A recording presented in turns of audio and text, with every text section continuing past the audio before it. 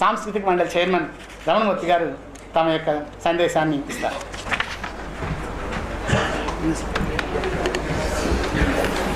సభా సదస్సు నమస్కారం. ఇప్పుడు మనం చేసుకోబోతున్న 4వ ప్రపంచ తెలుగు మహాసభలు తెలుగు జాతి గౌరవాన్ని, మన సంస్కృతి సంప్రదాయాలను ప్రతిబింబించడానికి వీలుగా ప్రపంచంలో మనకు గుర్తింపు కావడానికి జరుగుతున్న ఒక అపూర్వమైన సన్నివేశం ఈ ప్రపంచ మహాసభలు. ఈ ప్రపంచ మహాసభల్లో భాగస్వాములు ప్రతి ఒక్కరూ ఎక్కడున్నా, ఏ దేశంలో ఉన్నా, ఏ రాష్ట్రంలో ఉన్నా తెలుగువారు అందరం ఒకటే. మాకు తెలుగు సంస్కృతి కావాలి, సంప్రదాయాలు నిలుపుకోవాలి, ప్రపంచంలో మాకు గుర్తింపు కావాలన్న నేపథ్యంలో జరుగుతున్న అపూర్వ సన్నివేశం ఇది రాజకీయాలకు సంబంధించింది కాదు. ప్రజలందరూ మనమంతా ఒకటి. మనం ప్రజలకి ఏ విధంగా రుణం తీర్చుకోవాలో చెప్పుకోవడానికి గుర్తింపుగా మా రాష్ట్ర ప్రభుత్వం, ముఖ్యమంత్రి గారు కిరణ్ కుమార్ రెడ్డి గారు కానీ, వసంత కుమార్ గారు కానీ ఎంత గౌరవంతో, ఆదరంతో ఏవైనా సరే ఇన్ని ఒడిదుడుకులున్నా మన కార్యక్రమాలు చేద్దాం అని చెప్పి పెద్ద మనసుతో తీసుకున్న నిర్ణయం ఇవాళ మనం ఇక్కడ కూర్చోడానికి కారణమైంది. దీనికి ఈ ప్రపంచ మహాసభలకి నేపథ్యం నేను ఒకటి చెప్పడం నా ధర్మం. ఒక్కసారే రాలేదండి తొలి ప్రపంచ మహాసభలు.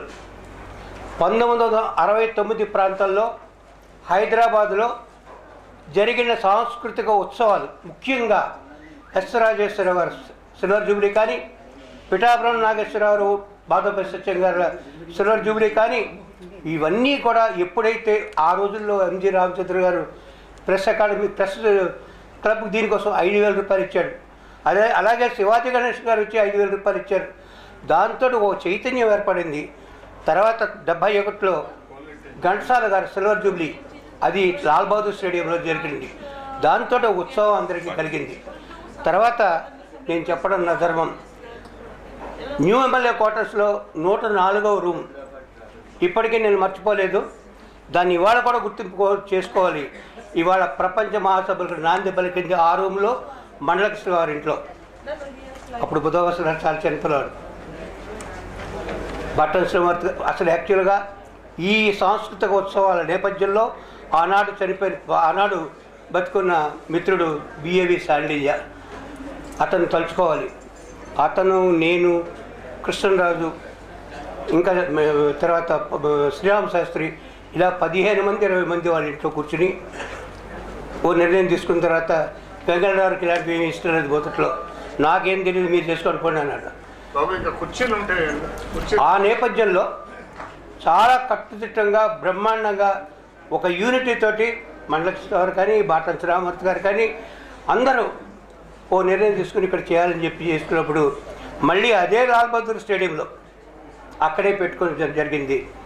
దానివల్ల చరిత్రలో ఇంతవరకు ఎక్కడా కూడా ప్రపంచ తమిళ మహాసభలు కూడా జరగలేదు. గొప్పగా చెప్పుకోవాలి, మనం ఒక్కడ భారతదేశంలో తొలిసారి అంతర్జాతీయంగా ఒక జాతి గుర్తింపు కోసం చేస్తున్న మహాసభలు అది. తర్వాతే మధురలో జరిగింది తమిళనాడు ప్రపంచ మహాసభలు. దానికి బాటన్ గారు నేను కూడా వెళ్ళాము, అది అంజయ్ గారి టైంలో. ఎందుకు చెప్తున్నానంటే చాలా పవిత్రమైన కార్యక్రమం. నేను భాష దీని మీద మాట్లాడేవాళ్ళు కూడా ఒక చిన్న రిక్వెస్ట్, మీకేం కావాలో మాకు చెప్పండి, మేము చేస్తాం, అంతేగాని మేము బహిష్కరిస్తామని. ఇది తెలుగు జాతికి సంబంధించింది, తెలుగు భాషకు సంబంధించింది, తెలుగు సాంప్రదాయాలకు సంబంధించింది.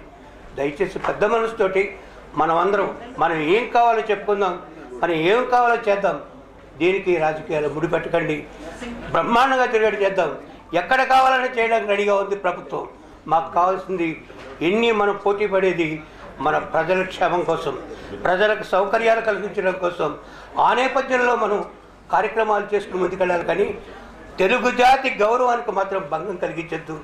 ఎక్కడైనా తెలుగు, నా భాష తెలుగు, నా సంస్కృతి తెలుగు, నేను ఇవాళ చేసుకున్న పండుగలు కానీ పబ్బాలు కానీ ఇవన్నీ మా తెలుగు జాతి గౌరవం నేర్పించేది అని గర్వంగా చెప్పుకునేలాగా అందరూ కలిసి పనిచేద్దాం. మీరు ఏమైనా చేయండి అని మరొక్కసారి చెప్తూ, వసంత్ కుమార్ గారు డెఫినెట్గా పెద్ద మనసుతోటి, ఆయనకి ఫ్యామిలీ బ్యాక్గ్రౌండ్ ఈ సాంస్కృతిక సంప్రదాయాల మీద ఉంది. వాళ్ళ తాతగారు పసల సూచనరారు ఎంత ఆ రోజుల్లో ఎలా పనిచేశారండి. వాళ్ళకున్న కమిట్మెంట్ ఇవాళ మనం ఇంత వయసులో వచ్చినా కూడా ఆ రోజులు వాళ్ళు చూస్తే పర్సనాలిటీస్ జెయింట్ పర్సనాలిటీస్, అలాంటి పర్సనాలిటీస్ ఆ రోజుని ఎంతో కమిటెడ్గా వాళ్ళు ప్రజల కోసం చేశారు తప్పించండి ప్రజల నుంచి ఏమీ ఆశించలేదు. దయచేసి మనం కలిసి పనిచేద్దాం, పూర్తి సహకారం అందించండి. గతంలో లాగా ఆర్థిక ఇబ్బందులు మాత్రం ఈ సమావేశాలు నిర్వహించడంలో జరగదు. ప్రపంచ మహాసభల్లో గొప్ప ఏంటంటే ఆ కార్యక్రమం వచ్చే నిధుల్లో మళ్ళీ మా దగ్గర 2 లక్షలు మిగిలిని చెప్పుకోగలిగాం. ఇవాళ అలాంటి పరిస్థితుల్లో లేవు. కాబట్టి అంత కమిటెడ్గా చేశారో ఎలా చూశారో అని చెప్పడానికి ఈ నేపథ్యంలో నేను మాట్లాడుతున్నాను. వసంత్ కుమార్ గారికి డెఫినెట్గా ఇదితో మైలురాయి. మళ్ళీ మాలాంటి వాళ్ళందరినీ మర్చిపోయి రేపు మండల కృష్ణ గారు కూడా మర్చిపోయేలా వసంత్ కుమార్ గారు పనిచేయాలని, రాష్ట్ర ప్రభుత్వానికి మంచి పేరు తేవాలని, ప్రపంచంలో మనమందరూ తెలుగువారు ఎక్కడున్నా తెలుగువారు అని చెప్పి సగర్వంగా చేరిపోయేటట్టు బతుకుదామని కోరుతూ మీ అందరి సహకారాన్ని అర్థిస్తూ, మనసు చెప్పండి, స్వార్థం కోసం అందరి కోసం మాట్లాడండి, ఇండివిజువల్ ప్రొజెక్షన్స్ కోసం ఎవరు మాట్లాడకని చెప్తూ సెలవు తీసుకుంటాను.